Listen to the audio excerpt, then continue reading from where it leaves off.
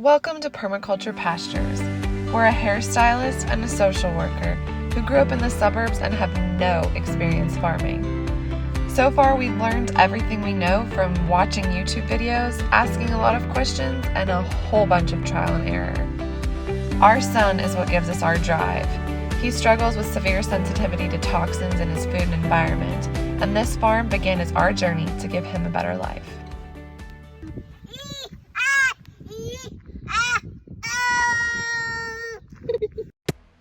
Hey y'all, as gardeners, it's that time of year where we have zucchini coming out of our ears. And in the VIP Facebook group, which I will link below in case you want to join, one of the main questions that y'all were asking was, what do we do with all of this extra zucchini that we're growing? And I have a few ideas to share with you today.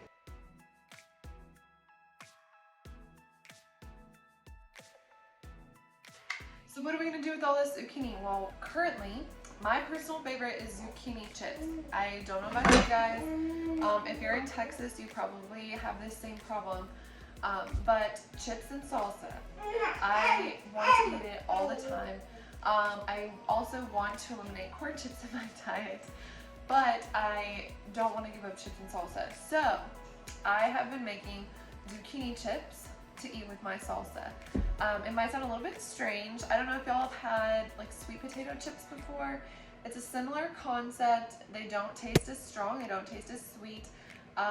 So it's just a tiny bit different of a texture than a corn chip and a little bit different of a flavor that you have to get used to a little bit. But I've been able to not eat.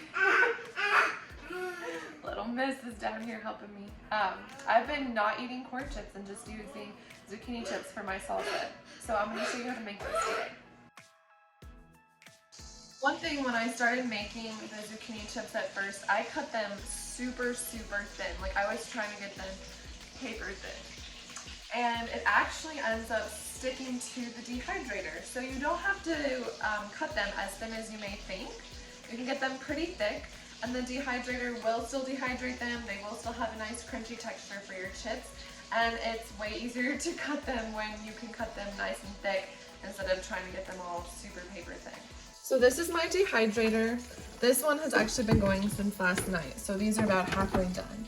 But you just spread the slices out on the dehydrator, sprinkle them with salt, stack everything up, fill all the trays, put your actual dehydrator component on, set it to around 135, and then leave it for 24 hours. After 24 hours, this is what you will have. I've been doing these all week long. When I sit down and eat chips and salsa, I don't know about you, but I eat quite a few. So I'm trying to fill several half-gallon jars with them. But they come out nice and crisp.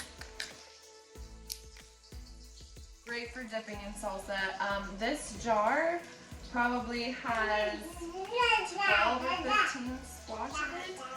So it really does compact it. And it's going to give you a great way to use up a lot of zucchini by making chips out of them. This is not zucchini, this is yellow squash, but same concept. If you dehydrate the squash, the zucchini, and you don't salt it first, then I like to put it in my food processor, grind it into a powder, and I save that to add to smoothies and soups and taco meat and just sneak in vegetables anytime that I can. It doesn't have a strong flavor, so it's easy to cover it up in like chili and taco seasoning and anything really.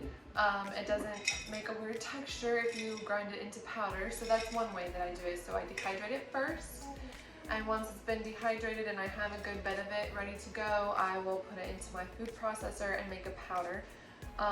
The reason to put it in a food processor, one, like I mentioned, it doesn't have like a big chunk of squash that's obvious and throws off your texture, but also you can store a lot more of it in a small space.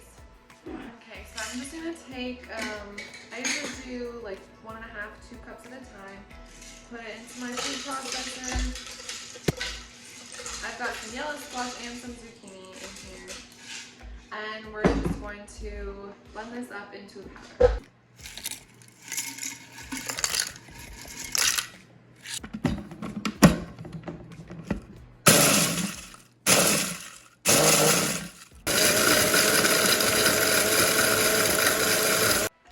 Okay, so that's blended up now, and I'm going to show you, it's not like a fine powder, it's a pretty coarse ground powder.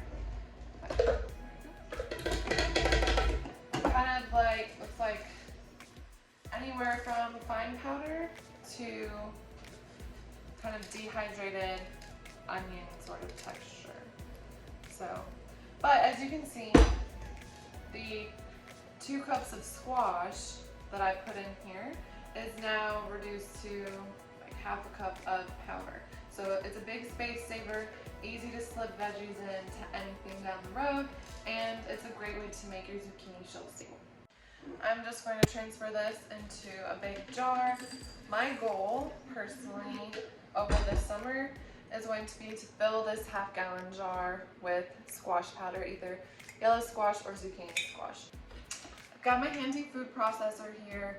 An obvious one that a lot of people make with zucchini is zoodles. We do eat zoodles during the summer, just because they're so much readily available, but there's not a great way to store zoodles that I've found. Hi, baby. Hi. So during the winter, we just kind of stick to spaghetti squash. We don't store a lot of zoodles. You can them. I've seen people do it short term. You shred them up, put them into your jar, add some water, and can them raw.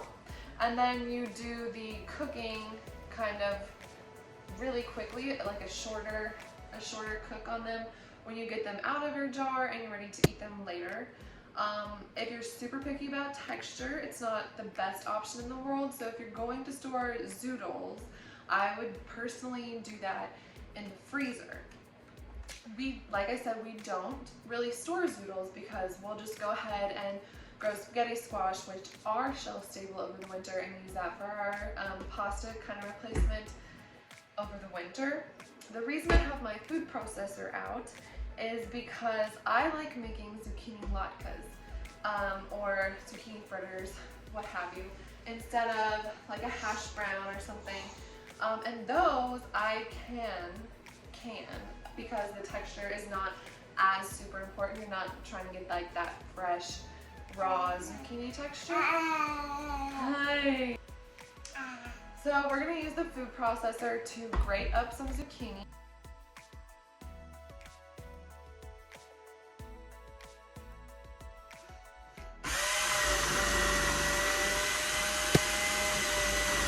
I've got my shredded zucchini here, and I think I've got about 4 cups, and we're going to show you how to make some zucchini latkes.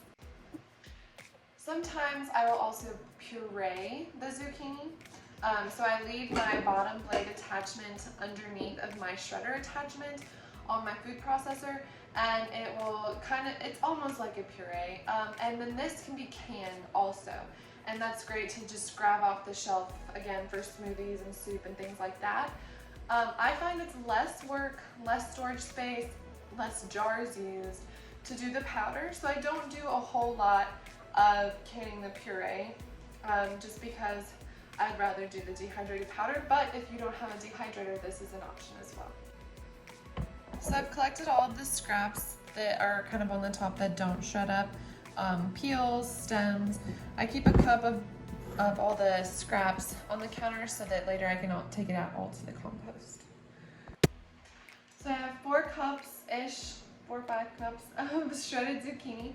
We're going to add 1 egg per cup of zucchini and a half a cup of almond flour, and then just salt and pepper to taste. And we're going to fry them up in some bacon grease in a cast iron pan.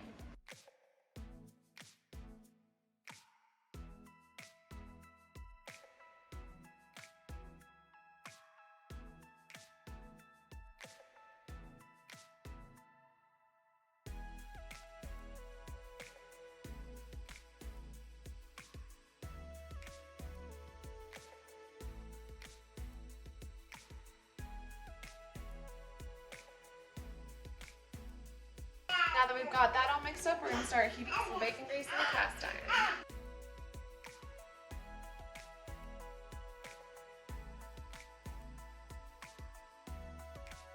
One key to cooking with cast iron is to really let your pan heat up with the grease in it so that the non-stick seal can get good and ready for you to cook on it. Now that our fat is good and melted into all the pores on the cast iron, we can go ahead and start scooping latkes out.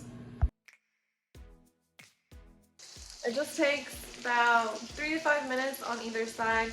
You want to leave them alone. Don't touch them. Wait a good 3 minutes, then maybe check and then do it maybe a couple more minutes till there's a good golden brown crust on the bottom. So I mentioned earlier that you can actually can the zucchini to save for later to make the latkes. The way you do that is you would put it through your shredder, fill the cans with the shredded zucchini, add a sprinkle of salt, and fill it the rest of the way with water just to get rid of any air space. Then you can water back can them for about 10 minutes and they should be sealed for as long as your jar will guarantee it.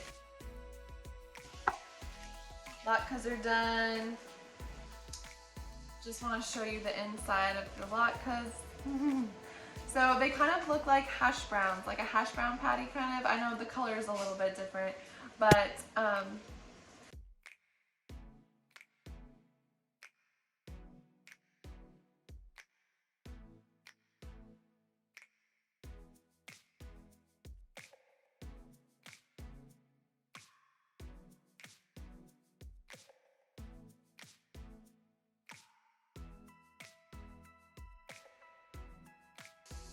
if you enjoyed this video or want more information about any of the recipes, please leave a comment and let us know. I would really appreciate it if you subscribed or shared our videos.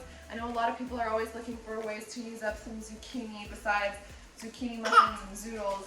So I hope that this was helpful and we'll see you guys next time.